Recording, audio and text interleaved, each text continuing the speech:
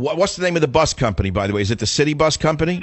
New York City Transit Authority. Well, I happen to think that you can sue the New York City Transit Authority, not only get your job back, but sue them for damages. Now, I'm going to say, hold on. I'm guessing now. I'm not an attorney, Jimmy. I don't like people being bullied. I don't care if the bullying is done by the LGBTs or anyone else.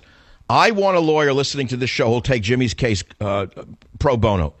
Is there a lawyer in this country, liberal, conservative, who will take Jimmy's case and go after the transit authority and sue on his behalf? So, Jimmy, here's what we're going to do for you. I don't know if we're going to get one, but I'm going to put you on hold. Let's hold Jimmy on hold. Get Jimmy's contacts. If a lawyer calls, put him up. We'll put the lawyer up. He can be anonymous, and we'll put them in touch. And maybe we can get Jimmy his back pay, and maybe Jimmy can get some justice in this sick, demented nation where anybody who has a straight view is being bullied day and night. Period. End of story. That's reality. That's the bullying I'm talking about. KSFO, San Francisco. Charles, go ahead, please. You're on the Savage Nation. Dr. Savage, I'm a teacher. I teach in a very liberal state of Massachusetts, and I have seen firsthand how people on the left bully teachers, bully other students. In my school, there's actually a rainbow flag flying out in front of the school, and the school basically openly endorses the homosexual agenda. And that's right, because the gay movement, what are you, in San Francisco where the gays have bullied everybody? Boston, actually. Oh, Boston, another prize of a city. Yeah. Another tolerant city that got overrun by the bullies. Now, the thing with the left is if they're all for free speech, provided you agree with them on any issue. They're not for free speech at all. They're all bullies. They're little fascists, all of them. And by the way, I'm not the only one saying it anymore. I've been saying it for 21 years. But even a liberal like Seinfeld has stopped working the college circuit because he's been called racist, homophobic, everything else under the sun by these bullies. You know that? Yep. So that's what's going on. Okay, let me send you a copy of Countdown to Mecca. It's still legal, by the way. It's still in bookstores. They haven't gathered it up and burnt it yet in front of the Barnes & Nobles. I haven't seen the little Nazis come out yet and take my books and throw them into a bonfire of the unvanities. I haven't seen them create a bonfire yet of books. The little Nazis called progressive socialists. The little fascists who want to start a civil war in America. That's what I'm saying. I'll be right back. Join the Savage Nation. Call now, 855-400-SAVAGE, 855-400-7282. Savage. Your Savage Nation is sponsored by SwissAmerica.com. It's the only company I trust for tangible assets, gold and silver. Call 800-BUI-COIN.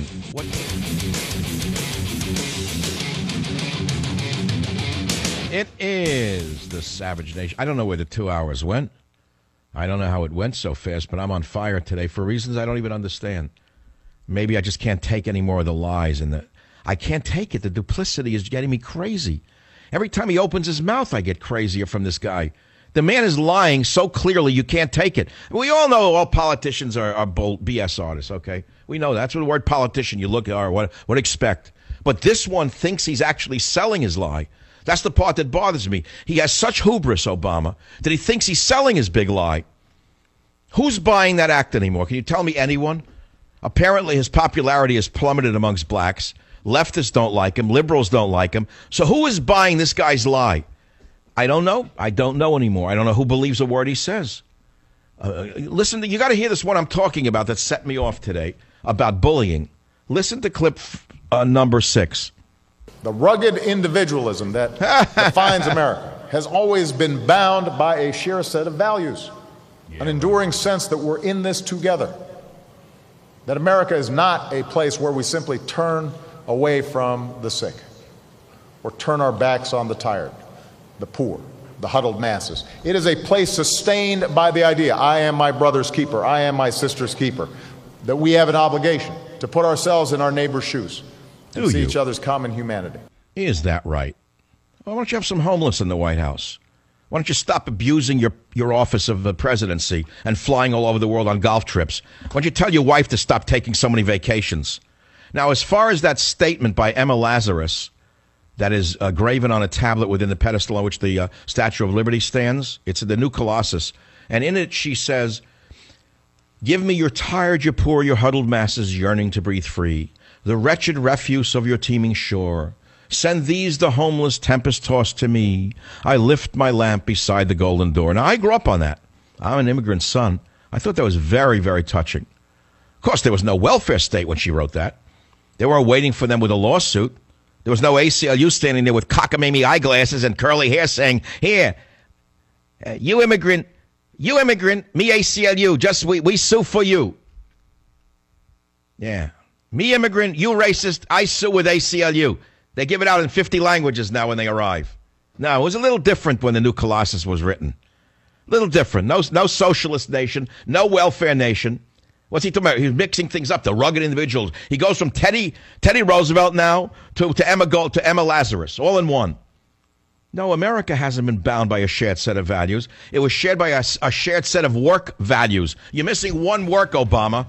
A shared set of work values, not a shared set of con men values.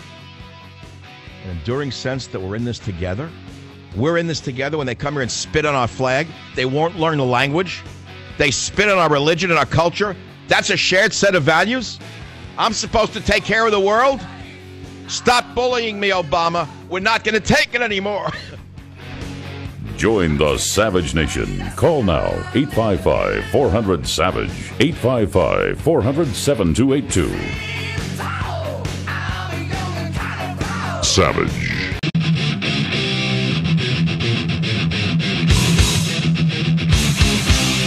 Warning. The Savage Nation contains adult language, adult content, psychological nudity. Listener discretion is advised.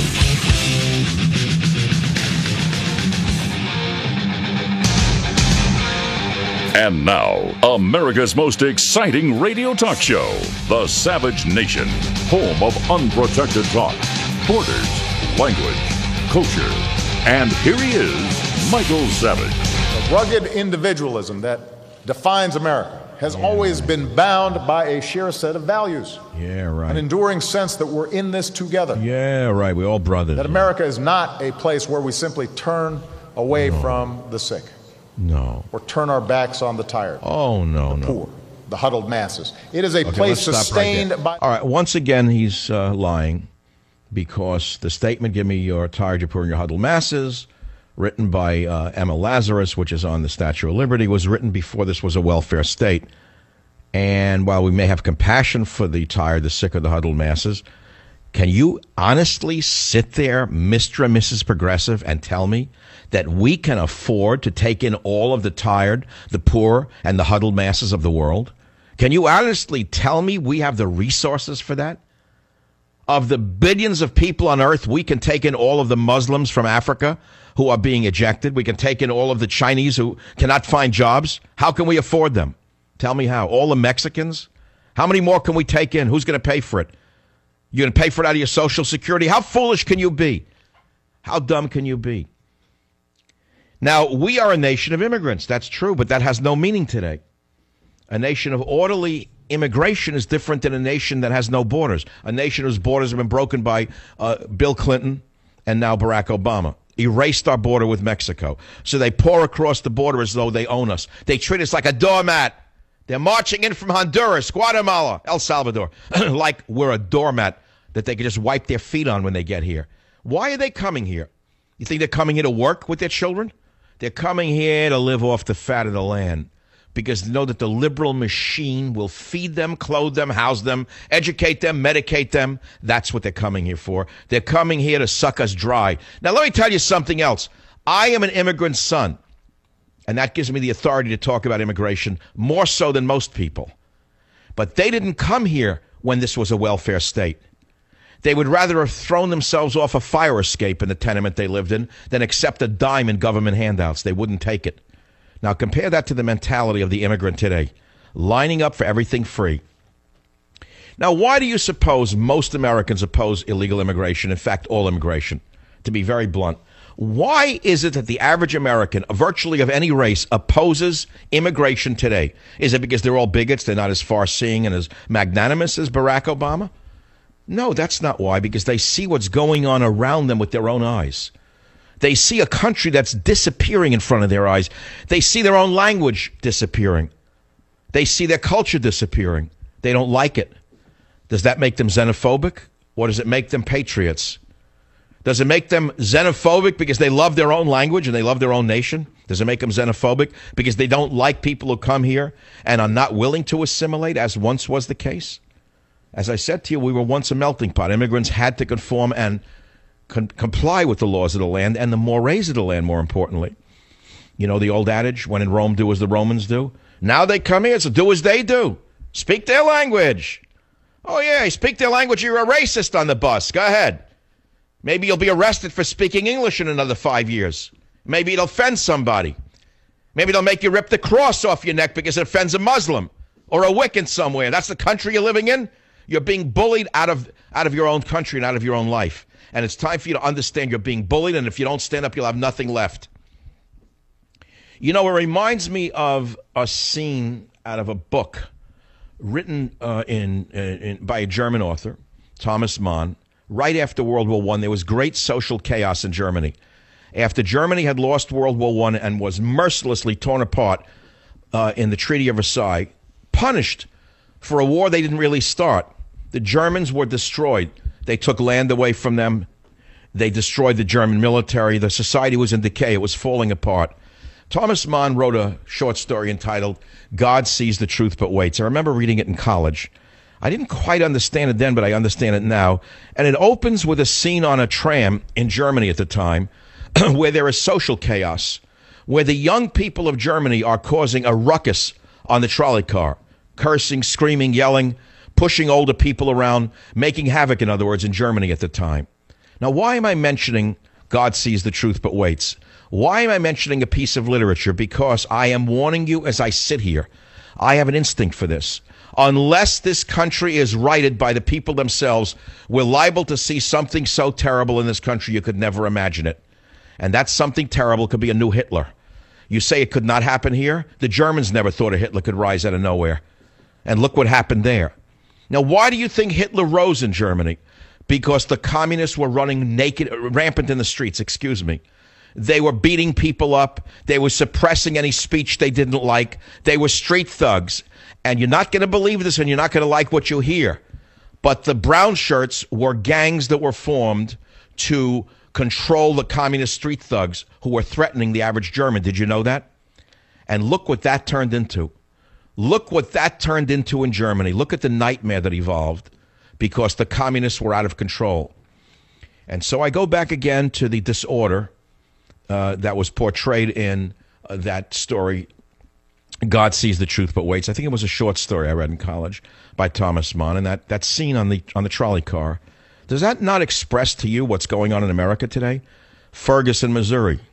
Disorder caused by Obama, Holder, Al Sharpton. Wherever you turn, Baltimore. Disorder, a city almost burnt to the ground, caused by this fire starter in chief, Obama. He did it. Attacked the police, called the thugs victims. Take a look at what happened. There's a society can only take disorder for so long, and eventually something happens. There is a reaction. Now, the reaction's not going to come from the Republican Party. They're part and parcel of the problem. You know that. They're stooges. They're puppets. They're lapdogs. Rubio is a lapdog of Ellison. That other one, whatever his name is, the Weasel Cruz, Ted Weasel Cruz. He's a lapdog of this new trade agreement, so God knows who owns him. So I'm still hoping maybe Scott Walker will come along and show us some guts and some resolve and some love for our borders, language, and culture. I don't know really who's going to come along. Somebody else is going to come along. Somebody is going to come along and counter this meltdown of our nation. I don't know who it's going to be, but it will happen. These bullies will be stopped in their tracks. They have to be stopped in their tracks or we're all finished. It's that simple. That's how I see it. Let's go to the callers. WMAL, Washington, D.C. Emily, go ahead. You're up in the Savage Nation. What's on your mind? Dr. Savage, you made a comment earlier that only old white men listen to you, and I just want to let you know that I'm a 20-something, I'm married, and I'm living in the liberal housewife suburbia of Washington, D.C. I'm in college right now, and I'm a poli-sci major, and I want to say that you are definitely one of the reasons why I chose that major, because I would certainly hope to make a difference one day. I did not know that other people were out there that believe the same way that I did until I started listening to your radio station. So I just wanted to Right. That's exactly what the liberal socialist maniacs have done. They made everyone who sees it as it is think that there's something wrong with them, that they're the minority. We are the majority, damn it. And those sickos are a tiny minority. Those communists and those twisted sisters, they're a minute portion of American society, but they're bullying us.